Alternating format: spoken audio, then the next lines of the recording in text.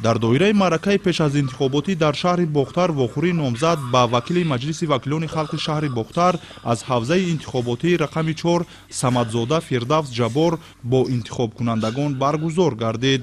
чорабинӣ дар коллеҷи тиббии шаҳр доир шуда, дар он омӯзгорон, донишҷӯён ва дигар интихобкунандагон ширкат варзиданд. таъкид намуд ки ҳизби халқии демократии Тоҷикистон ҳамчун нерӯи пешбарандаи ҷомеа ба беҳбуд бахшидани сатҳи зиндагии мардум, ҳифзи арзишҳои миллӣ ва таҳкими сохтори давлатӣ диққати махсус медиҳад.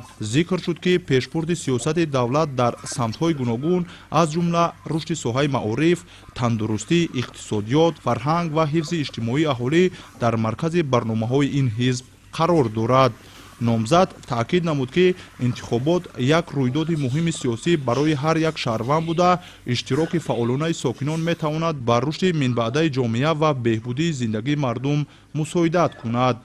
изҳор шуд ки дар интихоботи дар пеш истода ки 2 марти соли ҷорӣ баргузор мегардад, ҳар як шаҳрванд бояд мавқеи фаъол дошта ба номзади арзанда овоз диҳад. дар идомаи вохӯрии масъулони чорабинӣ оид ба барномаҳои рушд ки барои беҳтар кардани сатҳи зиндагии мардум равона гардидаанд, ибрози назар карданд. дар қисмати хотимавӣ вохӯрӣ иштирокдорон роҷеъ ба тартиби овоздиҳӣ ва аҳамияти интихобот суҳбат намуда, интихобкунандагонро ба иштироки фаъолона дар ин маъракаи муҳими сиёсӣ даъват карданд.